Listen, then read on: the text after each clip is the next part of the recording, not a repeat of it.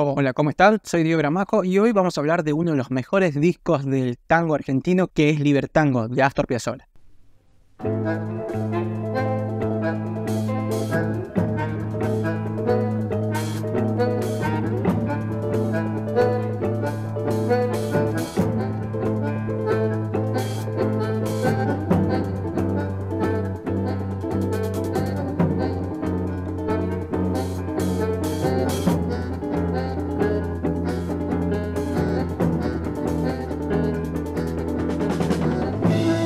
Después de mucho tiempo volvemos a hablar de uno de los géneros más importantes del país, que es el tango. En este canal ya hablamos de artistas del tango como Aníbal Troilo, que lo vamos a repasar un poquito más adelante. Le voy a contar en qué análisis hablamos de este artista, pero retomamos con un referente del género y también un músico que inspiró a muchos artistas en todos los géneros en el país, tanto en el folclore como en el tango, como en el rock, como en el jazz. Astor fue un músico revolucionario para la época, un distinto, un adelantado, y eso generó mucha controversia. Tenía fanáticos, tenía personas que no le gustaba la música que hacía porque decían que no era tango. Les voy a contar un poco su influencia y por qué este género que hizo Astor fue tan polémico o tan amado por muchos. Así que antes de comenzar, como siempre, te pido que te suscribas, que le pongas me gusta a este canal y me dejes algún comentario, el que quieras, ya sea de tango, de Astor, del rock, de lo que si lo escuchaste, o le voy a decir, le voy a hacer escuchar a alguien que sepas que le gusta el tango, déjamelo ahí en los comentarios. Así que comencemos. Astor Pantaleón Piazzolla es un músico nacido el 11 de marzo de 1921 en Mar del Plata, Buenos Aires, Argentina. Fue un bandoneonista, director de orquesta, arreglista y compositor, considerado uno de los exponentes de tango a nivel mundial. Astor fue un hijo de padre italiano. Este es un idioma que aprendió de pequeño y a sus 3 años de edad la familia Piazzolla se muda a Nueva York y es donde vivió gran parte de su niñez. Su padre, quien tocaba el acordeón, extrañando a Argentina, le regala a Astor un bandoneón, pero que aprendió a tocar de forma autodidacta. Al poco tiempo, la familia vuelve a Mar del Plata y es ahí donde conoce a lo que serían sus maestros de bandoneón, como los hermanos Libero y Homero Paolini. Y también es donde se dieron cuenta que aunque no le enseñaban tango,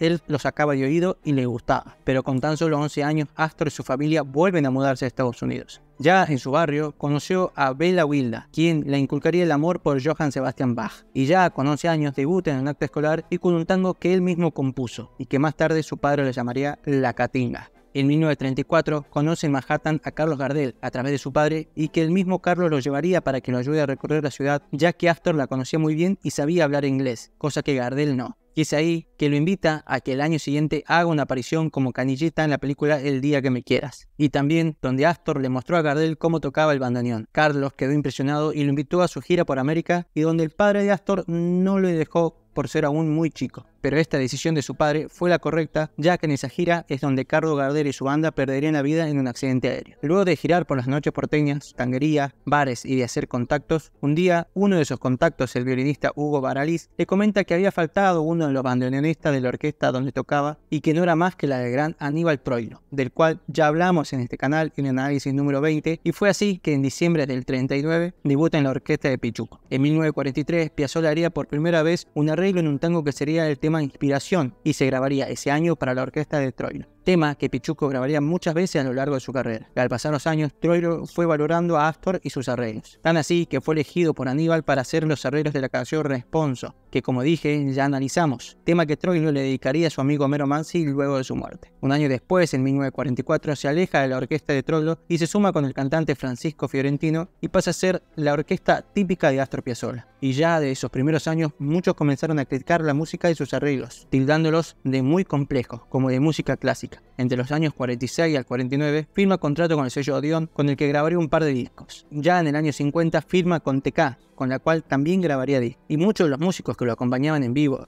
y en las grabaciones eran músicos de la orquesta de Troilo. Ese mismo año decide disolver su orquesta y dedicarse a realizar arreglos. Según dicen, que él había dicho que con 2 composiciones al año y un par de arreglos él vivía. Y esto también se debe a que no estaba conforme con que sus colegas no lo consiguieran uno de ellos, pero no se daba cuenta que estaba creando un legado. En el año 53 participa en un concurso que sería un punto de quiebre en la carrera de Astor, ya que gana el concurso con el tema 3 movimientos sinfónicos Buenos Aires. Y se dice que con el poco dinero que ganó en ese concurso le alcanzó para un pasaje a Europa en un barco carguero. Y en ese viaje fue que conoció a Nadia Boulanger. Nadia fue la pedagoga musical más importante de la historia, dándole clases a los principales músicos de la época. Astor, sin un peso, comienza a tomar clases con ella y con una dicotomía de hacer tango o música clásica. Pero Nadia le dijo que podía hacer tango y música clásica. Y fue con ella que la música de Astor cambió drásticamente y comenzó a tomar vuelo internacional, ya que mientras estudiaba más de 10 horas semanales con Nadia, formó parte de una orquesta con músicos de la Ópera de París, donde se encontraba un viejo amigo como Lalo Schifrin. Y estando en Francia, descubrió que su canción Prepárense era repertorio de orquesta de tango en este país y los derechos de autor lo ayudaron en su estadía. Pero luego de casi un año, vuelve a la Argentina y forma el Octeto de Buenos Aires, y con ganas de romper todos los esquemas musicales y del tango. Tan así que hasta suma una guitarra eléctrica. Con este octeto haría grabaciones y seguiría generando controversias en algunos sectores y admiración en otros. Músicos que no lo querían y otros que querían tocar con él, pero se daba cuenta que aún seguía siendo muy pronto para hacer estas modificaciones en el tango. A finales del 58 decide desarmar este octeto, pero luego de desarmarlo hace un pequeño viaje a Estados Unidos donde arma un quinteto el cual no fue muy popular. Grabó un disco y que el mismo Piazzolla se arrepiente de haberlo grabado y que no tendría buenas críticas. Pero eso le sirvió para probar este formato y al volver a la Argentina armar aquí el Quinteto Porteño. Ya en 1960, mientras giraba con la compañía argentina Tangolandia, Astor, estando en la ciudad de Manhattan, recibe una llamada telefónica con la noticia de la muerte de su padre. Una noticia que lo devastaría y que en una entrevista a su hija Diana cuenta que se encerró en su cuarto y mientras lo escuchaban llorar comienza a tocar el bandoneón y escucha que comienza a tocar parte de un tema que él ya había compuesto llamado Nonino, pero le sumaría nuevas notas, más emoción y ese tema que lo convertiría en un emblema de Piazzolla. Y así nace Adiós Nonino. Y como dije antes, al volver a la Argentina forma el Quinteto Porteño, un formato que le resultaría muy cómodo y que sería una influencia para otros músicos, ya que muchos comenzaron a armar de esta manera sus orquestas tangueras. Con el quinteto grabaría varios discos, como Nuestros Tiempos o Piazzolla interpreta a Piazzolla. A fines de la década del 60 y principios de los 70, decide grabar un disco junto a su amigo Horacio Ferrer. Este sería un disco conceptual, como se estaba usando en esa época por otros músicos alrededor del mundo. Así que editan María de Buenos Aires, grabado en el estudio Ion, sería un disco del cual se desprenderían canciones que serían clásicos más adelante, como el tango Fuga y Misterio. Luego de lanzar este disco en el año 69, lanza uno de sus discos más populares llamado Adiós Nonino, que incluiría el clásico compuesto luego de la muerte de su padre. En 1970 lanzan dos discos emblemas, primero Pulsación y el segundo sería el álbum llamado En Persona, donde editaría uno de los temas más exitosos llamado Balada para un Loco, compuesto junto a su amigo Horacio Ferrer. Hizo una canción de la cual hablamos en el análisis 57 cuando hablamos del disco La pena no vale la vida de Brancaleone. Luego de la publicación de estos discos, en los siguientes años comienza a tocar con un formato de noneto, o sea 9 músicas arriba del escenario. Pero luego de cumplir 2 años con el conjunto 9, en el año 73, viendo la situación sociopolítica del país, decide viajar a Italia contratado por el productor Aldo Pagani, con un contrato por 3 años. Y al siguiente año edita otro álbum emblema en su carrera y es el que nos trajo hasta aquí en el día de hoy y es Libertango del año 1974. Estando en Europa, en 1975 recibe la noticia de la muerte de uno de los más grandes amigos y maestros como Aníbal Troilo y decide, como Pichuco había compuesto el responso para Homero Mansi, él componer para Troilo y le dedicó un disco completo con 4 movimientos con los amores de Aníbal, estos llamados Bandoneón, Cita, Whisky y Escolazo, álbum llamado Lumière, que en la Argentina llegaría bajo el nombre de Suite Troiliana. En estos años, desde la década del 70, tocaría en lugares importantes y donde ya se notaba la consagración de Piazzolla, teatros como el Colón, el Gran Rex o el Olimpia de París. En 1985 sería nombrado ciudadano ilustre de Buenos Aires y le darían el Cones de Platino como el mejor músico de tango vanguardista de la historia argentina. En 1987 toca en el Central Park en Estados Unidos junto a la orquesta que dirigía su amigo Lalo Schifrin. En 1988, luego de una cirugía de corazón, forma su último conjunto llamado el Sexteto Nuevo Tango. Y luego de una trombosis cerebral que tendría en París en 1990, Astor lucharía con las secuelas que le dejó esta enfermedad y el 4 de julio de 1992 fallecería a los 71 años. Fue un músico que influyó a cientos de artistas en todo tipo de género y dejando un legado en lo musical, cultural y social. Este fue un pequeño repaso de la historia de Astor Piazzolla y ahora vamos a hablar de lo que es este disco, el disco del día de hoy, que es Libertango.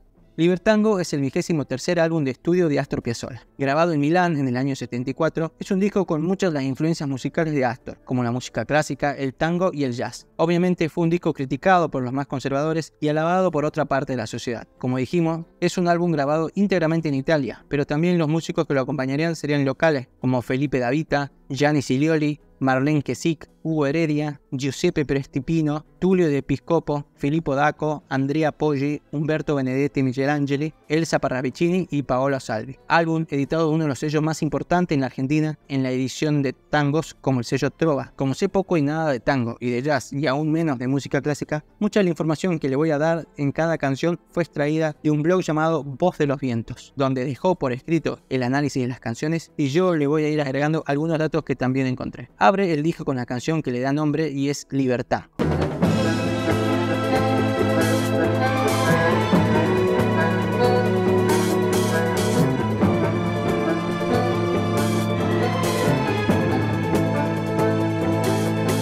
Inicia este álbum con una intensa melodía de bandoneón propulsada por un excelente trabajo de la batería y un bajo eléctrico. La entrada de la orquesta de cuerdas aporta un toque cinematográfico y nos prepara para la parte central protagonizada por el propio Astor y un gran Pino Presti. Libertango es una composición muy breve pero condensada en menos de 3 minutos, toda la esencia de la música del argentino. Este tema es totalmente instrumental, pero existe una versión con letra escrita por Ferrer, quien le da letras con aires de libertad. Y una de las versiones más populares de este tema sería la de Grace Jones, una versión cantada donde la artista jamaiquina la lanzó en 1981 bajo el nombre de Strange o I've Seen That Face Before. El segundo tema es Meditando.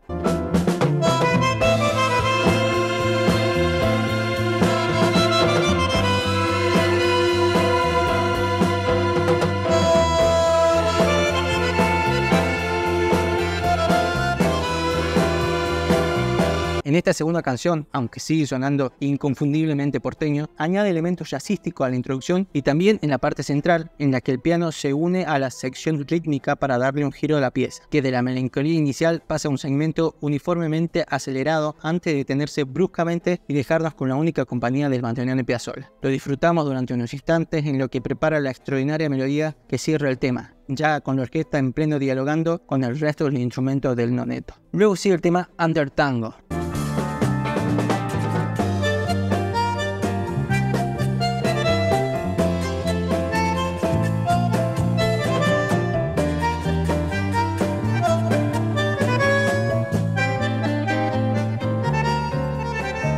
Como ya se puede ver, todos los títulos nuevos del disco son juegos de palabras en lo que se combina la palabra tango con otra que representa estado de ánimo o situaciones relacionadas con la música. En esta ocasión nos encontramos con la esencia más arrabalera del tango. Los arreglos, en cambio, son revolucionarios. El uso de la marimba, los juegos de percusiones de la parte final y el desordenado cierre hacen de Under Tango una de las composiciones más arriesgadas del disco. Llegamos a la mitad del lado A de este álbum y nos dejan una de las canciones más populares y es Adiós Nanina.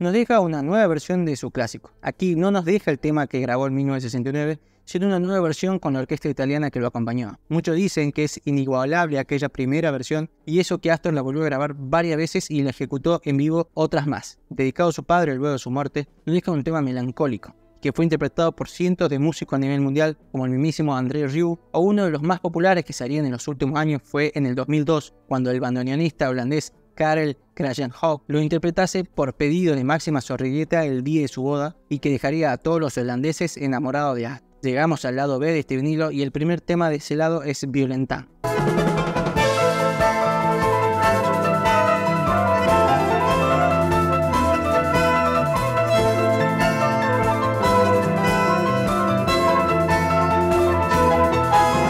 Timbales y baterías nos reciben con fuerza en una de nuestras piezas favoritas del disco, desbordante de ritmo y energía desde el primer momento y con un importante papel del resto del instrumento, especialmente de las flautas y las percusiones en el segmento central. Más tarde aparece el piano y lo hace de un modo estelar durante un interludio en el que también brillan el bajo y el Hammond, una obra maestra. Novitango es el siguiente tema.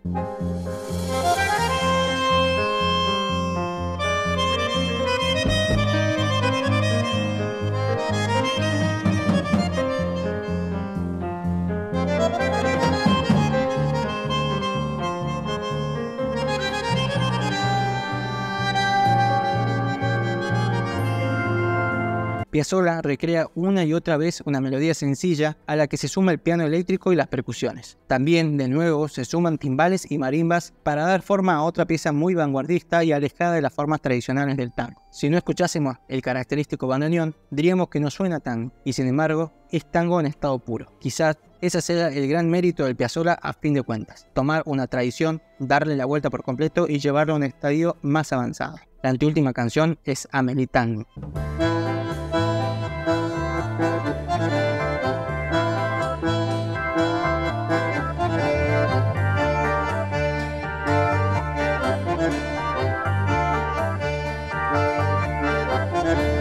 El título hace referencia a Melita Baltar, cantante y pareja artística y sentimental del músico justo hasta aquel momento. El tema comienza de forma similar a Libertango, aunque el desarrollo posterior va por derroteros completamente diferentes. Si tal cosa fuera posible, se asemejaría a un tema de rock progresivo, especialmente por la evolución del tema y los arreglos del teclado, muy diferentes a lo que el músico había grabado anteriormente. Y cierra este disco con el tema Tristango.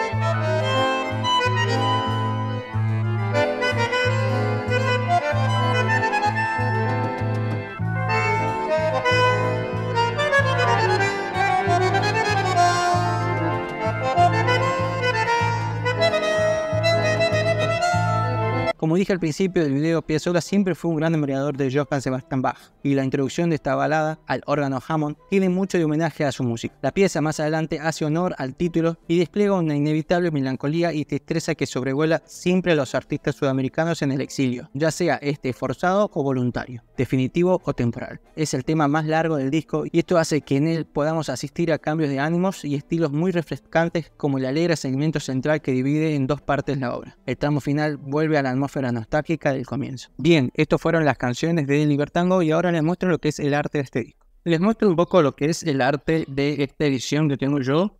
Es una edición que salió este año por los 50 aniversarios de la publicación de este disco. Como les dije, salió en el 74, así que está cumpliendo 50 años. Grabado en Italia, Libertango. Esta es una de las tapas de este disco. Tiene otra tapa. También este disco que ya les voy a mostrar. Le mostré, mientras estaba haciendo el video.